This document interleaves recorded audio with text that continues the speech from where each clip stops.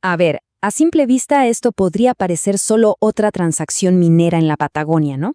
Pero si le ponemos la lupa, vamos a ver que este acuerdo esconde una historia mucho más grande, una historia sobre riesgo, sobre oportunidad y sobre la transformación de toda una nación. Así que, bueno, vamos a meternos de lleno en esto. Y el corazón de todo esto son los números, claro.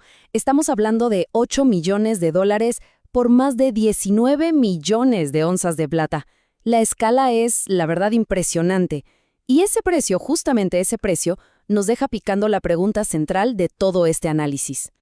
O sea, ¿por qué ahora?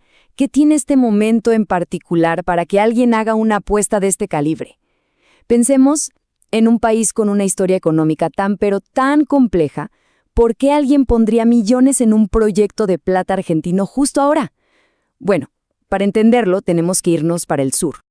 Bueno, empecemos por ubicarnos. Estamos en la provincia de Santa Cruz, en plena Patagonia Argentina. Ahí es donde está el proyecto de Plata Virginia. Ojo, esta es una región súper famosa en el mundo de la minería, una tierra de gigantes, por así decirlo. Pero este acuerdo en particular tiene sus cositas, sus detalles, que lo hacen realmente único.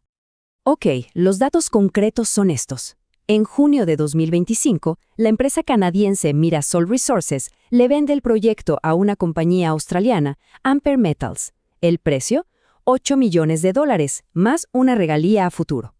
Parece un trato simple, ¿verdad? Pero lo interesante es que esto pasa justo en medio de lo que podríamos llamar una tormenta perfecta.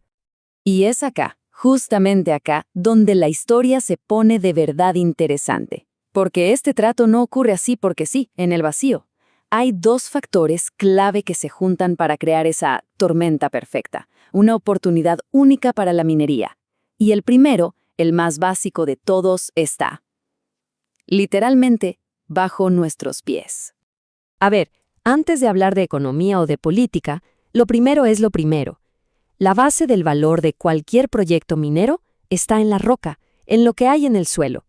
Y en el caso del proyecto Virginia, ese suelo, es muy, pero muy prometedor.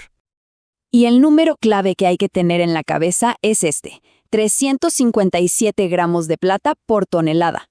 Para que nos hagamos una idea, eso es una concentración de mineral altísima. Significa que hay un montón de plata en cada pedazo de roca que se saca. Y ojo, que esa es solo una de sus fortalezas. Y lo realmente interesante es cómo se combinan todos estos puntos. O sea, no es solo que la plata es de alta calidad, es que además está cerquita de la superficie y eso hace que sacarla sea mucho más barato. Y por si fuera poco, el depósito tiene un potencial de expansión gigante y está en una de las mejores zonas mineras del mundo. Geológicamente hablando, es un activo de primera, sin dudas. Ok, la geología es excelente, eso ya quedó claro. Pero el verdadero motor, el catalizador de este acuerdo, no está en la roca, está en el cambio, diría tectónico, que ha ocurrido en el ambiente de inversión de todo el país. Miren, esta comparación lo dice todo. Es un antes y un después clarísimo.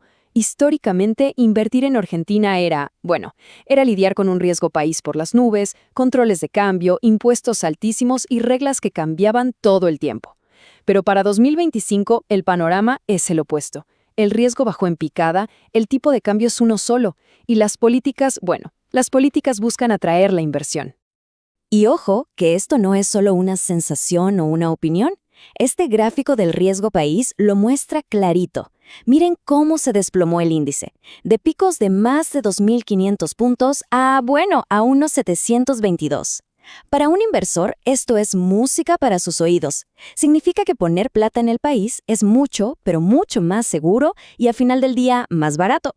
Y la frutilla del postre de todo este nuevo clima es el RIGI. Pensemos en esto como si fuera un contrato blindado de 30 años con el Estado.